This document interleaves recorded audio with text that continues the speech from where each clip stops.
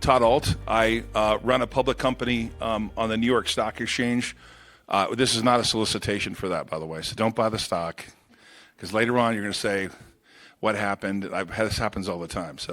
But we're publicly traded on the New York Stock Exchange under the symbol GPUS. We run a business called Hyperscale Data. And the story of Hyperscale is really one of survival, right? Because in the small cap world in the United States, if you're a small cap company, you don't have a lot of coverage. I have managed to raise for the company probably around $600 million. We're the 34th largest owner of Bitcoin as a public company in the world, and we operate with a premise of Bitcoin first. We operate a data center business in Michigan. We're presently running 30 megawatts. We also operate out of Montana. And many, many years ago, when I started the company, I wanted to run a holding company. I kind of had that, grew up, I met Buffett when I was 11 years old, not personally, but I met him, was an introduction, and reached out to him when I was a kid, and never thought I would experience what I'm about to tell you about. Who's changing the slides? Do I have a slide? Perfect. But I'm going to talk to you about a story about being debanked and how I discovered crypto.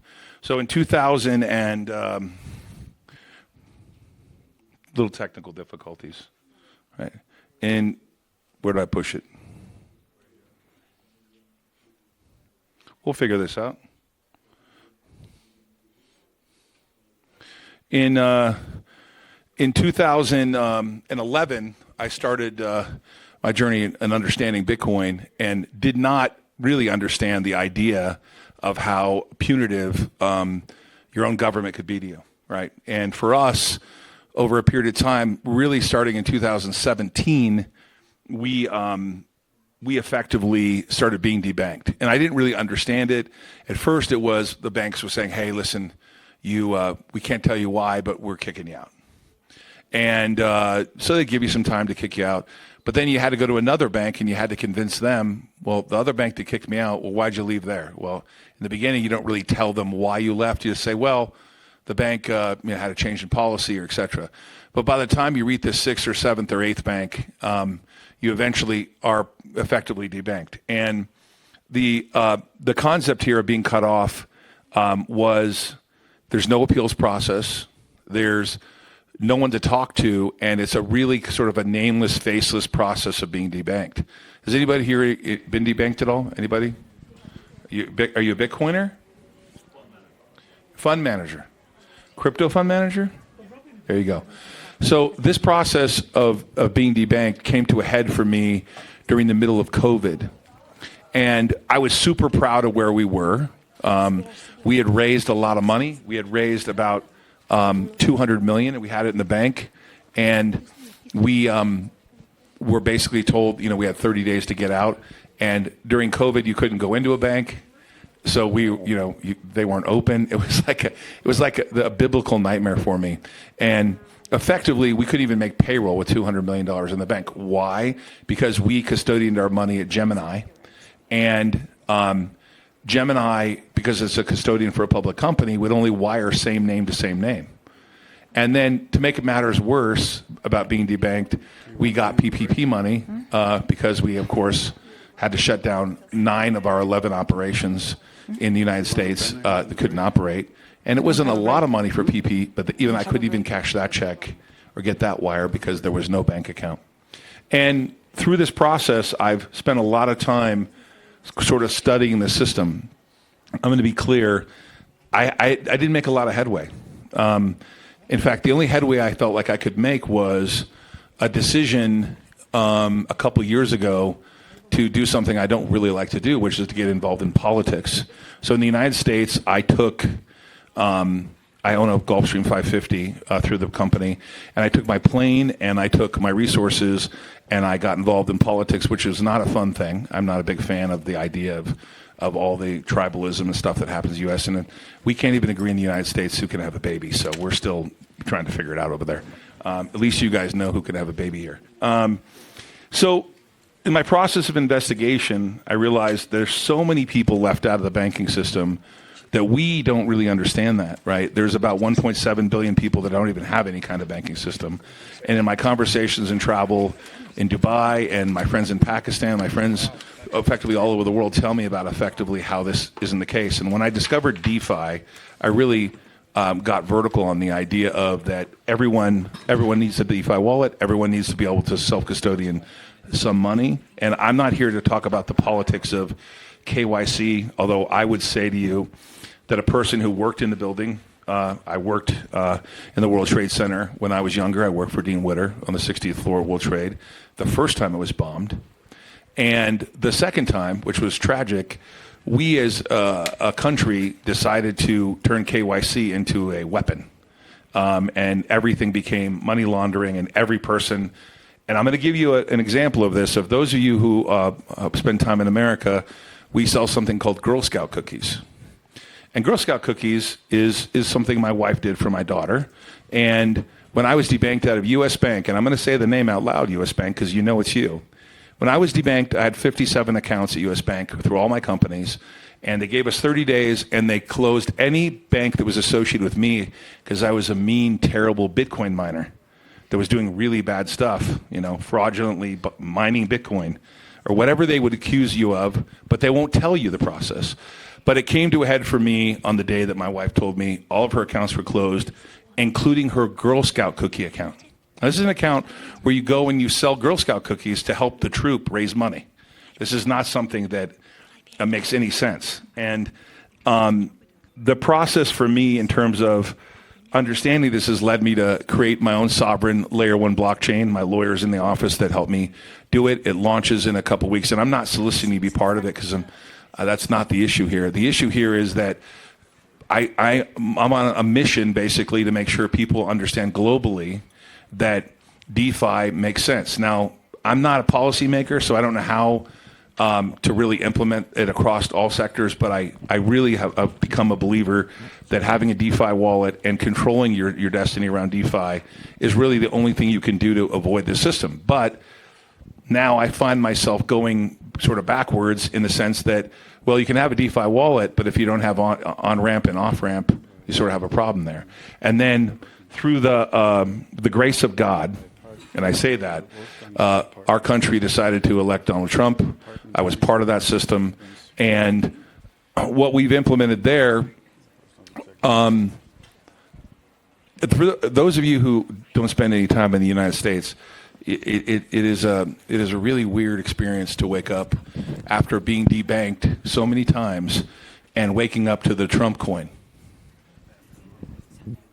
Like, what? Or World Liberty Financial. Now, more power to him. I think it's incredible what he's doing and what his kids are doing, Eric and Don Jr., that are making it possible. But one of the most unique things happened after what was, for me, about 11 years of misery, because you would open a bank account and wonder at any second were you going to get the letter, hey, we don't want you to be here. We're not going to tell you why. And this process went on and on for a long time. Probably the number one topic I talk to my lawyers about is KYC. There must be so many terrorists and money launderers out there that we all got a KYC like crazy. I mean, there's an entire industry built around the idea that everyone's a fraudster, everyone is money laundering. But what we're really talking about is taxation. And I think that the political establishment will figure out a way. The crypto establishment will figure out a way. There'll be a happy medium between the idea of how we allow ourselves to tax real world assets, allow everything to trade. But my mission has become the idea of tokenizing the world, and I really am a believer. I find it interesting. Both my companies trade on the New York Stock Exchange. The New York Stock Exchange announced that they're going to have a tokenized exchange. My only hope for the New York Stock Exchange is they don't put it in the hands of hedge funds, whereas the New York Stock Exchange has a policy that if you go below a certain price, they make you reverse. There's like an open standard policy for how we operate. The thing I love about DeFi and the way crypto trades is you can trade at any price. You can trade out 9 decimals, sometimes even more than that. And we allow ourselves to create an environment where we can trade 24/7, 365.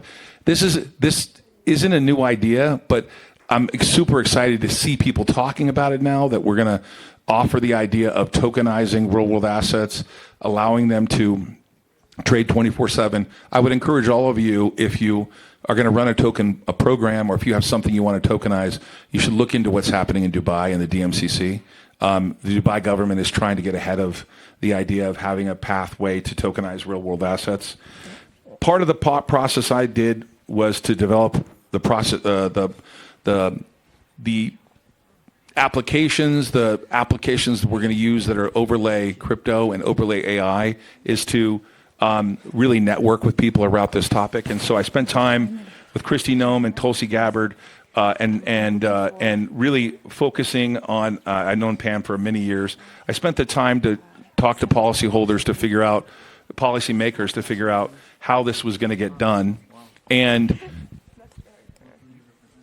they have a real plan there in the United States. The United States has a real plan. They're behind still. They're significantly behind, unfortunately. I see it 2 minutes. What's not behind is Switzerland.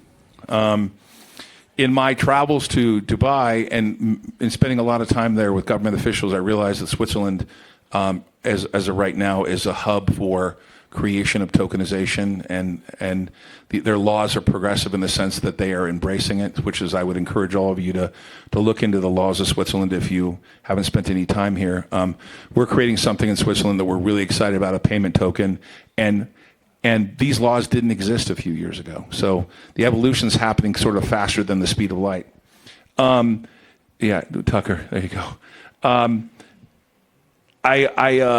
I say a few things about what the shift is now in compliance scale is, and that I've completely embraced the idea of compliance. I completely embraced the idea of whether we're going to have sort of on-chain KYC and all those